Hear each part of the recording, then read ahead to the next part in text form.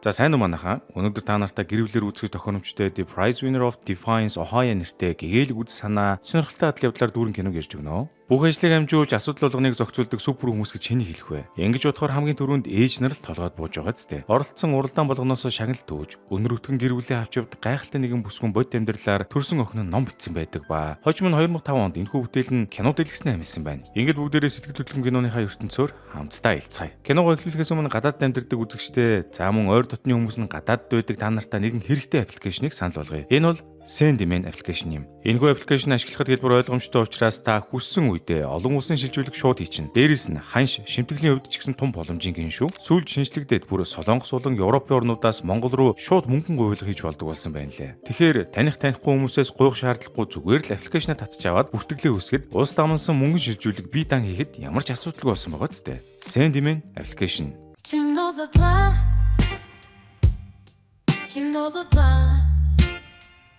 Кино эхлэхэд нөхөр 10 хүүхдийн хамтаар ам буул нь нийт 12 аж дүрдэг Авилийн хэмээх эцэгтэй амьдралыг бидэнд харуулна. Тэрээр зүгээр нэг гэрийн эцэгтэй байсангүй. Бичиг үсэг холбох тал дээр авиас бэлэгтэй байсан тул төрөлбөрийн бараа бүтээгдэхүүний сурчлагын зориулсан оновчтой үг хэллэг зохиох уралдаанд тогтмол оролцсон. Уралдаан бүрт хүүхд тулгууныхаа нэрийг бүртгүүлж бараг 10 гаруй хөлбөр илгээдэг байсан ба яаж иж байгаад л хонжурт байранд шалгарч байсгээд л гэр орондоо шинэ эд зүйл хочждаг үнэн ёндоотой ихчв. Нэг өдөр тэдний нөхөр нь ажлаа тараад гэртээ иртэл түрээслэгч нь тэднийг 3-7 хоногийн дотор байшингаа суллахыг шаардсан ба инглигээд манер юу н санаа зовсон шинжгүй байдаг шүү. Тэрээр хүүхдүүдтэй андаа хэлж байгаа. Ээж нь ямар нэг юм бодох уу гэж авчин. Эч нь одоо 10 хүүхдтэй цаашаа янзын гэр ийцэн бэ. Хөөх ихнэр нь одоо яаж зохицуулах юм бэ? Тэгтэл тэр өдөр нь бас нэг асуудал тохиосноо гэлтэй нэг албаны байрын 2 кончтой эрхэм тэдний төрж ирээд шууд л том хүүгийнх нь нэрийг дуудан хайж яваа гэдгээ хэлв. Миний хүү энэ байна. Юу болов? Хэмээн Эвлин тэднээс учир явдлыг тодруултал танд баяр хүргэе. Та манай хонжуур тэмцээний 65,000 гаруй оролцогчдыг ардаа хайж цорын ганц ялагч боллоо гэж авд юм да. Ингээд Эвлин маань том хүүгийнхээ нэрээр оролцсон уралдаанаас $5,000 цоош нь ундаг дугуй мөн иж бүрэн гэр ахуйн цахилгаан бараа үйдсэн байдаг. Энэ бараг түүний амьдралтаа очиж байсан хамгийн том шагнал юм байх уу? Гэвч хөршүүдийнх нь яриа түүний нөхөр Келлиг нэлээд эвгүй байдалд оруулах нь тэр. Баяр хүргэе Келли. Чиний эхнэр их азтай юм аа. Эхнэрийнхээ ачаар шинэ байшингийн урьдчилгаа төлбөртэй болж ийм эхнэртэй гэж бодохоор ер нь чи хамгийн азтай юм биш үү? Гэх үгс нөхрийн чихэнд бараг доромж шиг сонсогдож байв. За ямар ч тач эдний гэр бүл нийцсэн түрээсийн байрнаасаа ховхорч шинэ байрандаа нүүж орлоо. Хонжуураар олж авсан хөргөгч, хөлдөөгч, угаалгын машин, хувц хатаагч зэрэг яг сайхан байрлуулсны дараа Эвлин шинхэн том хөлдөөгчөө хараад нэг л өдөр пик дүүргэн хэмээн мөрөөдөг тухайга нөхөр Келлидээ хэлтэл өнөөг нь харин нэг л үл тоомсорсон шинжтэй өгдөг шүү. Келли бол сэтгэл дотроо өөртөө итгэлгүй ирнэ гаднаа бардам зам гаргадаг нэлээд хачиралтай характертай хүн байв. Тэрээр энэ олон жилийн турш овоо их мөнгийг архин зарсан уу гэхээс биш гэр бүл эхнэр хүүхэдтэй баг юу ч авч өгөөгүй. Мөн энэ бодит байдлаа бусдын өмнө хүлээн зөвшөөрөхийг хүсдэггүй нэг юм байв. Нэг өөрөө гэрийн эзэн Келли хэд том хөлдөөгчнөөс травматсан уу эсвэл дуртай баг нь хожигсноос болсон уу хөршүүд рүүгээ орж хашгичин нөгөө хөлдөөгчөө юм хумаар цогж балбад учир зүггүй агсан цогтуу тавиад эхэллээ. Энэ хараал эзэн хөгийн юмыг яах гэж гэрт байлгадаг юм хидэргийн нүсэр дэмий зай излүүлж байхаар яг одоо гаргаж хайн маян болоод бүр дийлдэхэ боллоо өнөх чинь сүүлдээ бүр цагдаа нар ирж Келлитэй ярилцаа зогсож байв. Овоо арга хэмжээ авах юм болов гэсэн чинь нөгөө цагдаа нар нь Келлитэй нийлээд спортын тэмцээний тухай ярьж хөрөлдөөд юун сануулга өгөх мантай баг өөгшүүлээд байгаа мó хаашаа юм. Тэгснэ тэд Эвлин тандан танаа нөхөр чи их стрессцэн байна. Сайтар амрааж тайвшруулах хэрэгтэй шүү гэсээр гарч одов. Энэ одоо хин хохирогч хин хэрэгтэн болоод байгаа юм бүү мэд. Тэдний явсны дараагаар Келлигийн архин гарснуу яасан ханаа маа цаав намайг уушлаарай хөө өдргээд Эвлин худлаа үнэн тал засж байгаа нь харагдана. Эвлин ч түүний уучлалыг хүлээн авч унтаж амрахыг сануулв. Удалгүй цагдаа нар явсны араас залгуулаад тэднийд сүмээс санваартан альчиллаа. Тухайд гэр бүлийн дотоод маргааныг шийдэх тал дээр зөвлөгөө өгдөг баг сэтгэл зүйч ухаантай хүн байсан бололтой. Түүний бодлоор эдний нөхөр Келлин гэрийн эзний хуваар өнөрөдгөн гэр бүлээ тэжээхийн тулд асар их дарамтыг нуруунд дээр үүрч яваа учраас ар гэрийнхэн түүнийг аль болох тайван байх хэрэгтэй гэнтэй бурхан минь. Гэтэл бодит амьдрал дээр бүх ачааллыг Эвлин үрээдэл байгаа санагдах юм да. Келлигийн олсон мөнгө нь ихэнхдээ зөвхөн архинд үргэлдэж гэр бүлд нь юу ч болохгүй байгааг дуулгасан ч санаартан түнд олигтой зөвлөгөө өгсөнгөө. Ингээд манай Эвлинийг ойлгож дэмжих нэг ч хүн олдохгүй байгаа нь харамсалтай. Нэр нь Эвлиний бодлоор түүний нөхөр ингэж ажиллах болсон бас шалтгаантай гинэ. Тэд анх уулзаж учирч эхлэхэд Эвлин ирээдүйдээ зохиолж болох мөрөөдөлтэй нэг юм байсан бол Келлигийн хувьд бурхнаас заяасан мэт сайхан хоолойтой дуучин байжээ. Гэвч нэгэн золгүй ослын улмаас нөхөр нь нөгөө сайхан хоолоогоороо хоолоо олж идэх боломжгүй болсон байна. Улмаар Эвлинтэй гэрлэж амжиргаагаа залуулахын тулд үйлдвэрт механикч ажил хийдэг болжээ. Гэхдээ энэ бүх цаг хугацаанд Эвлин түүнийг хизээж орхиогүй бөгөөд олон жилийн дараа тэд 10 хүүхэд өсгөн хүмүүжүүлж амьдрал шантрах хэцүү хор мөчийг яаж иж яваад л даван туусаар ирж. За нөгөө цагдаас сэргийлэх болоод байсан шүн нэгэн мөнгөрч маргааш өглөө нь болоход 10 хүүхдийн өглөөний цайнд өгдөг сүүний зардал өндөр гараад байсан тул Эвлин хүүхдүүдтэй аяга дүүрэн сүү өгч чадахгүй тул их сандарч байгаа нь харагданаа. Харин цогтууд толгой Келли тэр өглөө юу ч болоогүй юм шиг галтгоонд орж ирсэн ээ. Энэ гэр орон ч одоо яатсан бэ? Хэн энэ юм хүм өвдөс үүтгэд байдیں гэж мөгөд мэдэн бодолж өөрийнхөө тарьсан эргийг хүүхдүүдэд тоох гэж үзлээ. Тэгснэ гинтл би ер нь бүтэн жил болсон ч хамаагүй энэ хөрөгчийг заавал дүүрэг нэтргээд баанцсан хүн ална гихчээр өөрөө өөртөө амлт өгөөд унав. Эвлин харин түүнийг ажилдаа явахын өмнө сүүний мөнгө үлдээхийг хүсэх ба Келли халаасаа ухаж хідэн задгаад зоос атгуулсан болоод гараад явчихв. Тэр мөнгө нэг удаагийн сүү авахтч хүрэлцгээргүй байлаа. Эвлин хэдийн нөхөртөө хүлээцтэй ханддагч эдний хүүхдүүд бол аавдаа аль хэдийн найдвар тасарсан байлаа. Аав одоо сүү авах мөнгө өгөхгүй юм байж яаж хөрөгч дүүрэх тухай бодож чаддаг байна хэмээн бухимдцгаана. Харин Эвлин хүүхдүүдийнхээ сэтгэлийг өрөөж бид юу ч болж байсан заавал нэг зориг тавиад түүнийхөө төлөө хичээх хэрэгтэй хэмээн тайлбарлуулна. Тэр өглөө Эвлин гэр орны ажлаа зогцоож хүүхдээ хараад байж байтал бага насны охин нь нярай дүүгийнхээ жихийг сольж чадахгүй байна гэд түүн дээр ирдэг ба бас нэг хөлд орж байгаа хүүхэд нь зочны өрөөний шалаар нэг нунтаг гурил асгасан байв. Энэ бүх эмх замраагүй байдлыг зохицуулах гээд Эвлин чадлаараа хоёр тийш гүгээс гадна божуу хүүхэнд хэнийгч буруутгасангүй. Дайны хажуугаар дажин гихчээр яг тэр үед сүүргэлтийн ажилтан ирж түүнийг хурдан мөнгө төлөө сүүгээ авахыг шаардаж байлаа. Эвлин яриагаад цэвэрлж амжилгүй тэрсээр хаалга нэх ба байгаа мөнгөө сарвайтал сүү зөөгч залуу уурлаж яар явж яхад ямар уддаг юм бэ мөнгө байхгүй сүү байхгүй гэд болтгүй шүү. Гэтэл яг тэр мөчтөд нь шуудан зөөгч Эвлинд нэгэн илгээмж хүргэж ирэх нь таардаг бөгөөд догтуг задлаад үстэл бас л нэг оролцсон арга хэмжээний шагнал бололтой $2 гараад ирв. Ингээд л Эвлин эгч маань хүүхдүүдэд маргааш өгөх сүүтэй залгаж байгаамаа. Түүний охин ээжтэй төв утсандаа уучлах үйлтэл Эвлин охиноо харагдаж хэрвээ чиний ачаар бид сүү зөөгчийг саатуулаагүй бол шагналын мөнгийг шуудан авчирхаас өмнө манайх сүүгөө оцрох байсан юм. Бүх юм учир шалтгаантай охин минь гэж хэлээд Сип хийтэл нь урам зориг өглөө. Хэд хоногийн дараа Эвлин дахин нэг захаа хүлээн авч супермаркетад 10 минутын дотор сагсаад үртэл үнэгүй худалдан авалт хийх эрх хоцсноо олж мэдэв. Тэрээр баярт мэдээгээ нөхөртөө хуваалцтал Келли гэж нэгэн гаднаа баярлж байгаа мэт дүр үсгснээ дотроо бол хөргөж дүүрэх боломжоо алдсандаа шаарлаж байлаа. Аргагүй л атаархуу Келли юм да. Харин хүүхдүүд нь амьдралдаа анхудаа хөргөчөд үртэл олон төрлийн амттан ховор найдан хоол хүнс идэнэ гэж бодохоор хөлн газар өрөхгүй баярлж байгаамаа. Гэсэн чи Эвлин нөхрийнхөө сэтгэлийг бодан чи юу авахыг хүсэж байна вэ? Юу ч байсан хамаагүй би чиний төлөө заавал олж ирэх болно. Хэмээн асууж өөрийг нь хүндэлдэг хэвээр байгаагаа илэрхийлэхэд Кевин овооныг ам нээж би өмнө нь хизээж амсч үзээгүй сам орхон коктейлийг дурш үзмээр байна хэмээн хэллээ. Маргааш нь Эвлин супермаркетыг дайлаар мордох бүх хөтөлбөрөө хангасан байлаа. Хүүхдүүд нь бөөндөө балиашглахаар ирчихсэн. Дээрээс нь Эвлин дэлгүүрийн ажилтнуудад юу олж сагсант хийхийг хариуцуулчихсан. Бүр нөхөр нь хүртэл түүний тэрэгний дугуйнд гацалт үүсгээс сэргийлж техникийн тос тусааж өгч мөгөөд янзын байлаа. Цаг явж эхлэхэд Эвлин төлөвсөн ёсоор 50-аас 50-ын хооронд тэргээ түрэн тачигтлгүйж хамаг ховор найдан үнэтэй баруунуудыг хамж ол зомог ариунтай 10 минут болж өнгөрлөө.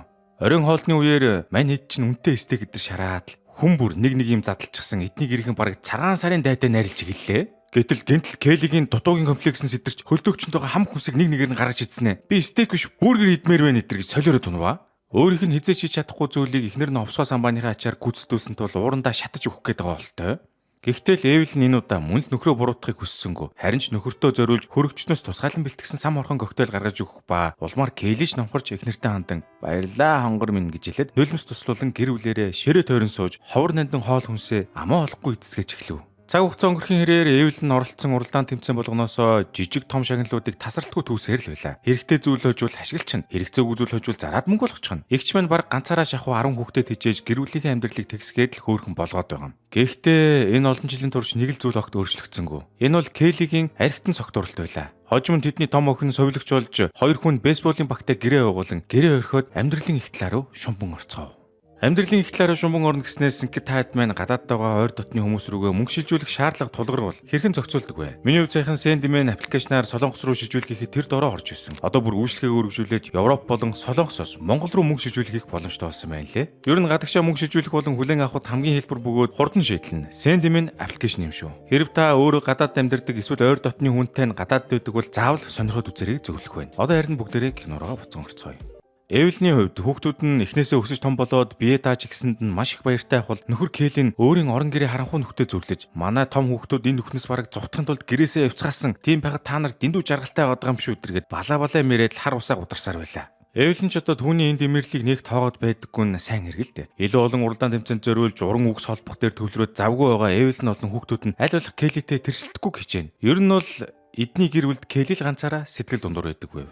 Нэг өдөр Келли ажлаасаа эрт хараад ирсэн байх ба уламжлал ёсоор гэртээ өөрийнхөө уу 2 жил архи авчихсан байлаа. Энэ үеэр сүү зөөгч ирж хаалгыг нь тогшоход Эвлин нөхрөөсөө сүүний мөнгө асуув. Гэвч авахгүй бүх мөнгөө архинд үрчгсэн байж таардаг. Хөөрхөн Эвлин сүү зөөгчийн өмнө нүрээ улзуулан байж би тооцоогоо дараа нь хийе. Одоо харин сүүгээ аваад үлдээ гэхэд сүү зөөгч нь дургуцаж эх 7 хоногт мөнгөө төлөхгүй бол би танайхыг хүргэлтийн бүртлээс хасна гэд ширв татаад яваад өглөө. Ер нь Келли одоо эхнэрээ ингэж зоохосоо санаа нь зовдггүй юм байх та гэсэн чинь юу вэ? Нөгөө сүү бариад орж ив эхнэр лүгөө баг уурлж орилж байдаг шүү. Келли ууртаагаар Эвелинд хандан "Чи мөнгийг модноос ургуулдаг гэж бодоо юу? Би өдөржин өмхийн үнэртэй үйлдвэрт ажиллаж байхад чи гэртээ хүссэн бүхнээ хийж үзэг цаас барьж суугаас өөр юу идэг юм?" хэмээн ашгарлаа. Тэсэн хэд энэ удаа арай л тэнцэн тул тэр үзэг цаас чинь энэ гэр бүлийг годомчинд гаргачихлгүй хоолтой онолж байна хэмээн ширүүхэн хариу барихтаа Эвелин халтарч унаад нөгөө олон лонхтой сүгөө газар талдаад шалаар нэг тарсан шилний хагаргаануудад өвдөг тохой гарын алганд битүү зүсгэтгэн тэрэ. Түүний цус сүйтэй ойлдон урсах ба Келлиш түүнийг харан сандарч "Хүүхдүүддээ би яагаачгүй энэ санаандгүй ослоосэн шүү" хэмээн ахин дахин тайлбарлахыг хичээсэн ч хүүхдүүд нь түүнийг харцаараа бүх зүйл буруутгаж байгаа нь илдээв. Тэрээр эхнэртэй туслахж оролдог Жив хавгуу тул улам гай болох магадaltaй учраас Эвелин хөрш айлын эзэгтэйг дуудуулж өөрийг нь эмнэлэгт хүргэж өгөхийг хүслээ. Энэ мөчид Эвелин шилний хагаргаан зүсэгдэж аимшигтай өвдөлтийг мэдэрч байгаа хэрнээ хүүхдүүд нь 7 хоногийн турш уух сүүгүй болсонд хамгийн ихээр харамсаж байв. Гурвшгүй нөхөр Келлин харин юу ихээ мэдэхгүй дэмэл өөрийгөө буруутган сууж байгаа нь харагдана. Орой болоход Эвелин эмнэлгээс иргэн ирдэг ба аз таарахад шүрмсэнд гэмтээгүй гэдгийг гэрийнхэнтэй дуулгаж хүүхдүүд нь ч ээжигээ хараад сэтгэл нь амарцгаав. Эвелин Келлигээс сүүнд норсон хувцас солихтон туслахыг хүсдэг ба энэ үеэр Келли эхнэртэй хандан "Намайг үнэхээр уучлаарай. Би чамайг зөвхөн аз жаргалтай байгаасай л гэж хүсдэг" гэдэргээд уянгалж гарлаа. Эвелин хариуд нь "Намайг аз жаргалтай байлгахын тулд чи юу ч хийх хэрэггүй. Зүгээр л өөрийнхөөрөө байгаад минь саад болохгүй л байх хэрэгтэй" хэмээн хэлв. За үүнээс хойш Келли гэдэг хүн жоохон юмны цаад наатахыг ойлгодог болсон байгаасай л гэж найдаа да. Удалгүй Эвелиний ээлж аз одно гэж нэгэн зар сурчлагын уралдаанд илгээсэн текстэн тэргүүн байр эзэлж энэ удаа супер шагнал буюу спорт машин дээрээс нь Нью-Йорк хот руу аялах эрхийн бичгээр шагнуулдаг. Эвелин анх удаага гэрээсээ хол аялна гэд бөөн баяр хөөр болж аяллаа бэлтгэлээ базааж байтал гинт тэдний хүүхдийн нэг нь хулгайн хэрэгт орооцолдож цагтаад дуудагдах нь тэрэ. Хүүгийнхээ асуудлыг шийдэхин тулд тэрээр энэ удаа Нью-Йорк руу аялах боломжоо алдлаа. Тэрээр хоцсон машиндаа суусан ч ихтэй бодол дарагдахаас өөр юу ч хийж чадахгүй. Энэ үеэр хүн түүн дээр ирж аяллыг нь сүйтгэж орхисонтой уушлахудаг ба Эвелин харин хүүгээ юунд ч буруутгахыг хүссэнгүй. Мөн шүүхээс хүүг нь шорон тойрох эсвэл цэрэгт эсвэл гэсэн хоёр сонголтын аль нэгийг нь сонгох боломж олгодог ба мэдээж цэрэгт явах нь хамаагүй дээр санагдана шүү дээ. Эвелин мөн хонжуурын спорт машинаа зархаар шийдсэн байдаг ба хүн тундууг нь жолоо урахыг зааж өгөхийг хүсдэгч мань хүн зүгээр л татгалзаж орхив. Учир нь тэрээр машин жолоодохын сайхныг мэдэрчих юм бол зарах хүсэлгүй болно, улмаар гэр бүлд нь хэрэгтэй байгаа мөнгийг олох боломжгүй болно гэдгийг сайтар тооцоолж байсан юм. Удалгүй Эвелин нэгэн үл таних гэрийн эзэгтэйгээс ил захидал хүлээн авлаа. Тэр эмэгтэй түүний нэгэн адил хоояа мужид амьдардаг ба түүний охин Эвелиний төрүүлсэн нэг уралдаанд оролцож 2 дугаар байр эзэлсэн юм шинжээ. Гэвч тэрээр 1-р байранд орсон сурчлагын агуулга чухам ямар байсныг мэд хүсэлтэй байгаагаа нин нүгүү илэрхийлсэн байв. Ингээд тэр захидлаар харилцаж эхэллээ. Тэр өсвөөс үлдээ сурчлагын зохиол бичдэг эзэгтэй нарын бүлгэмдээ Эвелинийг нэгтгэхийг хүсэж 85 милийн зайтай орших өөрийнхөө гэрт урьж мөрөөд бусад эзэгтэй нартай танилцаж амралтын өдрийг хөгжилтэй өнгөрүүлэхийг уриалах нь тэр. Эвелин чин тухайгаа нөхөртөө хэлэхэд өнөөх нь юу гэсэн гэж сана. "Би бим гаригаа өөртөө зориулмаар байна. Чамайг тэр хол жолоод завьячаад хідэн хүүхэнтэй өдөржин цугаацах хооронд би машинтаа хийд имийг хүлээн үсттэй" гэд огт авч хэлцсэнгүй. Гэсэн ч Эвелиний том болсон хөвгүүдийн нэг нь ээжигээ дуртай нарахгүй машинаар хүргэж өгөхийг хүсэж үжлэгт оролцуулахаар болдгоо. Гэвч яг замд гарахын өмнө отхон хүн ээждээ сюрприз барьж байгаа гэд хуршүүдийнхээ бүх алтан цул цэцгийг зулгаагаад түүчихсэн байлаа хөрхий. За тэгээд барууныхын чинь гэрийн гадна тарьсан цэцгээр өрсөлдөг юм ойнд бөөн хил ам болно шүү дээ. Ийхүү дахиад л түүний аяллаа төлөвлөгөө нурж дээрэс нь хуршүүдтэй нөхөн төлбөрөх асуудал тунлаа. Гэхдээ л Эвелин бяцхан хүүгээ буруутгалгүй харин асуудлыг шийдэх гарц гаргалгаа хайж эхэлдэг. Хэсэг хугацааны дараа эдний хүүхдүүд дундаас уран зохиолт хамгийн дур сонирхолтой Таф охин жолооны өмнөх авах насан дээр хурж ааваараа заалган машин барьж сурлаа. Ер нь бол ээжигээ тэгтлэх явахыг хүсдэг зохиолч эзэгтэй нарын уулзалтанд хүргэж өгөхин тулд жолоо хоёр зурхаар шийдсэн юм билээ. Эцэст нь нэг юм Эвелин маань сонирхол нэгт андуудтайгаа уулзах боломж тохиох нэ. Энэ удаа бүх зүйл сансан ёсоор бүтэж тэд замдаа гарлаа. Ийхүү өдөөрээр агаар салхи амсаглаад хурдаа нэмэн давхиж байтал гинт тэдний машин халж утаас авч эхлэн тэрэ. Арайхийн хамгийн ойр байрлах засварын газар хүрээд очтол засварчин тэдэнд машиныхын сэнсний ремэн тасарсан гэдгийг хэлв.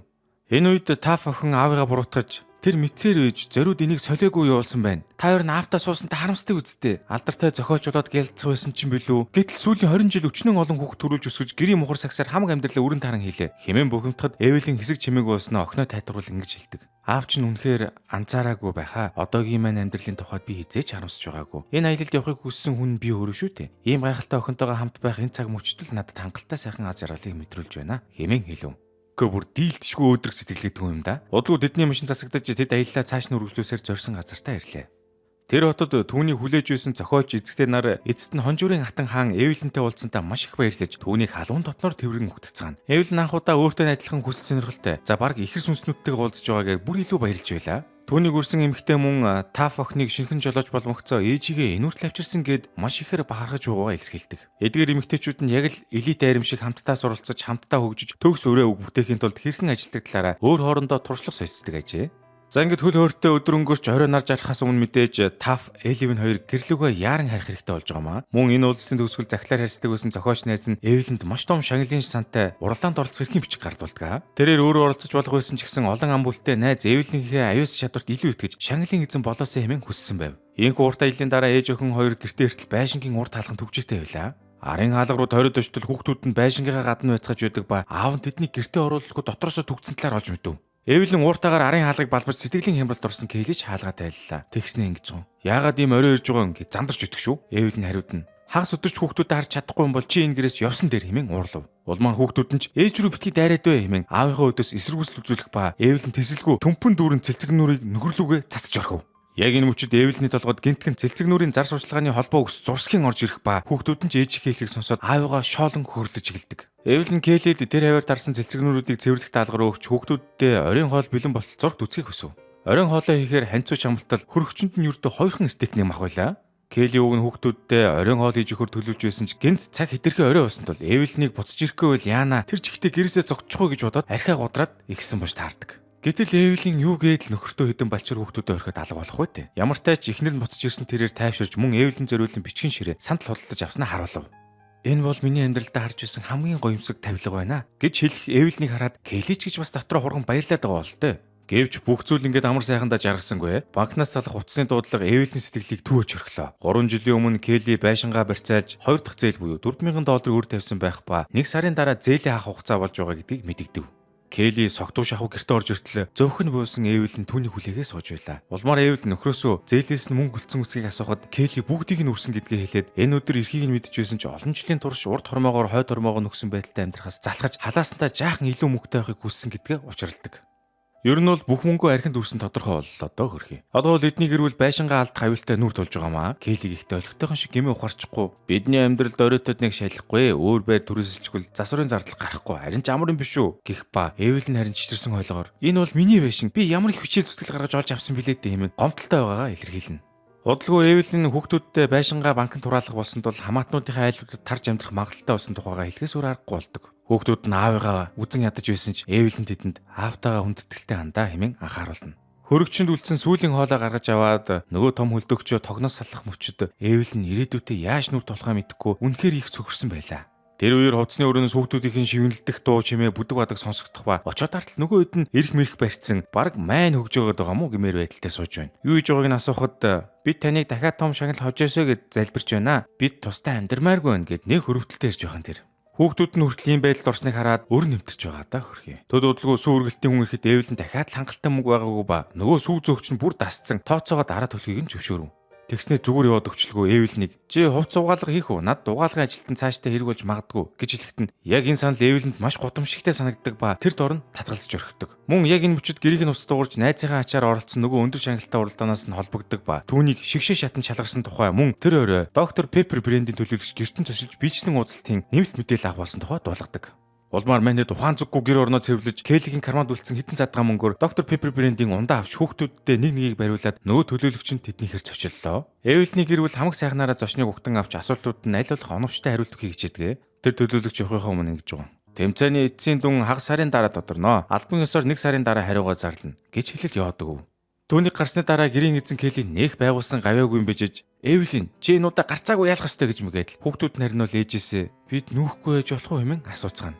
Эвелин харин тэдэнд бид ямар ч тохиолдолд сэтгэл зүйн бэлтгэлтэй байх хэрэгтэй хэмээн хариулв. Учир нь энэ уралдааны шигшээ шатан түүнээс гадна 20 өрсөлдөгч тунж үлдээд байсан юм байна. Энэ мөчид эдний гэрт Кейли л хамгийн өөдрөг хүн байх ба санаа зовлтгой хүүхдүүд маань бүх зүйл сайхан болно гэж хэлэхэд үлдсэн хэдэн хүүхдүүдийн хамгийн том охин болох Таф охин аавдаа урлаж ээж ялсан байлч юу өрчлөгдөх юм? Бид урдын адил ядуу хിവэрлэх болно. Учир нь та бидний бүх боломжийг хулгайлчихсан гэхин тэр. Кейлиж мөчөөгөө өгсөнгүү. Би яхалаараа улгаасан байдаг юм. Яг буруу шийдвэр гаргасан нь миний алдаа баг. Гэхдээ би энэ гэр бүлийн хэрэглээний зардлыг олох гэж та нарт стейк идүүлэх гэж ээжийг чинь гоёмсог бичгийн ширээтэй болох гэж тийм зүйл хийсэн юм. Гэдэл өөрийгөө зөвтгөж гарлаа. Гэвч та охин бүр ихээр урлаж тийм зүйл хийх чинь хэн дамаатай юм? Бид толгой орогдох энэ байшингаа авч үлдэх хэрэгтэй байна. Хэмээн орж хашгирч улмаар уйсаар өрөөнд орлоо. Кейли харин бус төгтүүдтэй ээжигээ заавал шагнал хожно гэдэгт итгэх хэрэгтэй. Эдэргээд сурсан цангаараа өөрийнхөө үлдсэн лайланчингийг Эвелинээр хаалах худалтай хэвээрв.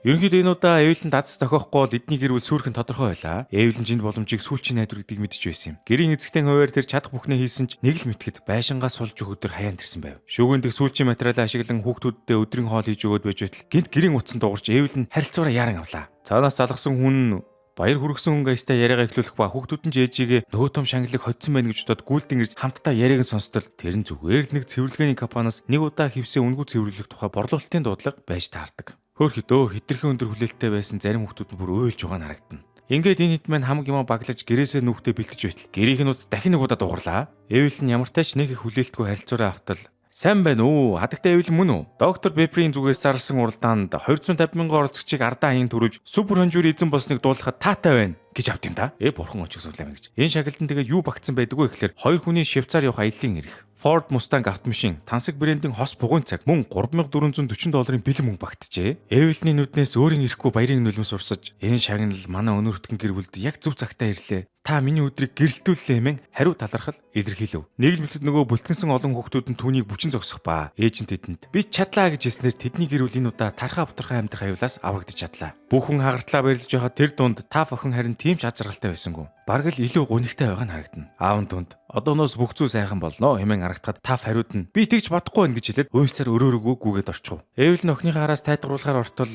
Таф охин аавыгаа хизээж өөрчлөгдөхгүй гэж боддог талаараа ээждээ хэлж ээж нь ч түүнтэй санал нийлж байлаа. Гэхдээ Эвелин охинд ингэж хэлдэг. Сая над руу залгасан хүн намайг 250 мянга гаруй хүнийг ялсан гэж хэлсэн. Гэтэл энэ уралдаанд зориулж утсан тэр хэдэн үг миний хамгийн сайн хөлбөр биш байсан гэд боддоо. Охин минь, чиний өмнө бүхэлдэн амьдрал байна. Чамд саруул ухаан, үзэсгэлэнтэй зүрх сэтгэл бий. Тиймээс чи зорьсон бүхнээ бүтээж чаднаа. Чиний хувьд бүх зүйл боломжтой. Хэрвээ чи энэ удаа аавыгаа уучлж чадвал энэ өдрийн онцгой сайхныг бүрэн утгаар нь мэдрэх болно. Хэмээн алтчиг үнтэй хайр дүрэн сургаалаа айлдв. Эндээс бид Эвелинийг олон жил үтсэн зовлон бэрхшээлээ өдөр тутмын амьдралд нь тохиох өчүүхэн сайхан зүйлсийн ачаар даван туулж ирсэн гэдгийг нь ухаарч болохоор байгаа юм. Тэр өнгөрсөн эсвэл ирээдүйн тухай бодож шаналхын оронд одоо цаг мөчтөө сэтгэл дүүрэн амьдрахыг зорьсоор иржээ. Энэ орой олон жил дуу хөгжмөс хөндөрөөд байсан Келли гэр бүлдээ зориулан дахин дуулж эхэлдэг. Та охин ч аавыгаа уучлахаар шийдсэн харагдана. Нэр нь нөгөө супер шагналуудын тухай мэдээж Эвелин Швейцар руу аялахын оронд бэлэн мөнгө болгож аваад байшингийнхаа ипотекийн зээлийн төлөлтөнд зарцуулсан байдаг. Гэхдээ Доктор Пепер компани зүгээс түүн зориулж нэг өдрийн хаан байх бяцхан аялал зохион байгуулж өгсөн юм. Тэрээр энэ аяллаа ачаар амьдралдаа анхудаа өөрөөсөө өөр хүний хийсэн хоолыг идэж, анхудаа аяг тав угаалгүйгээр хооллож, анхудаа угаалгын өрөөгөө цэвэрлэхгүйгээр усанд орж, анхудаа өөрөө засч бэлдээгүй орон дээр унтаж үтсэн байна. Үүнээс хойш Эвелин дахин ямар нэгэн томоохон шагнал хожоогүй бөгөөд удаах жилүүдэд хүүхдүүд нэг нэгээрээ өсөж том болон өөр өөрийн замыг хөөцгөөсөн байна. Хамгийн сүүл отхон хүүгээ өвдөж мордуулах мөчөд Эвелинд сая нэгэн амьдралынхаа эрхэм зорилгыг бүрэн биелүүлсэн мэт мэдрэмж төрдөг. Хэдэн жилийн дараа нөхөр Келлинд бурхны орон заларсан бөгөөд тэрээр Эвелинд нэг зүйл үлдээсэн байх ба олон жилийн турш нууцаар хөндлүүлсэн тэдэрийн дансандах мөнгөө эхнэрийн нэр дээр гэрээслэн үлдээсэн байв. Магадгүй энэ олон жил эхнэрээ зовсныхоо төлөө үйлцсэн намжил байсан бизээ. Ингээд Эвелин маань нэр нөхрөө алдсан ч түүнээс хойш мөнгөний талаар огт санаа зовох шаардлагагүй болсон юм. Ийхүү овоо хэдэн жил өнгөрч хороогийн жамны ёсоор Эвелин игч манч энэ дэлхийг орхин одлоо. Түүний оршуулгын ёсод оролцохоор бүх хүүхдүүд нь гэртээ иргэн нэгдсэн байв. Эвелин дэргэл дундаас Таф охин бичгийн машиныг нь өвлж авсан ба тэнгэрээс харж буй ээж нь түүнээр ямар их бахархаж байгаа бол доо гэж бодогдохоор байв. Улмаар Таф ээжийнхээ бодит түүхээр хоёр мужийн Define сотын хонжүүрийн эзэн гэх нэртэй ном бичсэн бөгөөд хожим нь 2005 онд энэхүү сайхан түүхэнд кино зохиолуулан мөнхөрч. Энэ кино магадгүй өнөөгийн нийгмийн үн зүйлстэй бүрэн нийцэхгүй байж болох юм аа. Эвелиний дүр нь гэр бүлийнхээ төлөө бүхнээ зориулж амьдралаа золиослдог агуу эмэгтэйчүүдийн төлөөлөл болсон юм. Киноны үйл явдал 1960-аад онд өрнөх ба тэр үед Америк нэгдсэн улсад эмэгтэйчүүдийн нийгэмдэх байр суурь доогуур телевиз олон нийтийн мэдээллийн хэрэгслээр эмэгтэйчүүдийг сэтгэл хөдлөл ихтэй тул улс төр удирдах тохиромжгүй хэмээн тодорхойлдог байв. Тэгсэн байдлаа Келли шиг сул дорой эрэгтэйчүүд хичнээн буруу зүйл хийсэн ч цагдаа нар болон сүмийн санваартнуудын дэмжлэгийг авч гэр бүлийн ноён нуруу хэмээн ямагт дээгүр үнэлэгддэг байж. Амьдрал төрөл бүрийн зовлон бэрхшээл үүсч бид хизээч үрдийн сэтгэл ханамжтай байдаггүй. Хүлээлтэнд нийцэхгүй хүмүүстэй таарч тогтсон хэв хэмжээнд баригдсанасаа болж айлчмаар амьдрах хүслээ туйлдуулж орхидог. Гэвч Эвелин бол боос нийгмийн нүүрхэн давталгүй амьдарч өөрийнхөө амьдралын утга учирыг бий болгож чадсан цөөн хүмүүсийн нэг юм. Тэр ямар ч саад бэрхшээлийн өмнө бууж өгөлгүй амьдралыг өөрийн гэсэн эерэг өнцгөөс харж 10 хүүхдээ гарыг нь ганцаанд хөлийг нь дөрөнд хүргэж чадсан нэг юм билээ. Мэдээж хүн бүрийн хүсэл зорилго өөр өөр байдаг ч гагцхүү бид бүгдээрээ ямар нэгэн харамсалтай хийхгүй амьдрах хамгийн чухал билээ. Энэ хүрээд энэ удаагийн контент өндөрлж байна. Хэрвээ бичлэг таалагдсан бол лайк болон сабскрайбаа дараарай. Мөн энэхүү киноны талаарх сэтгэлээ бидэнтэй хуваалцаарай. Бид нар заавал уншнаа. Дараагийн контент удахгүй болно. Удахгүй уулзъя.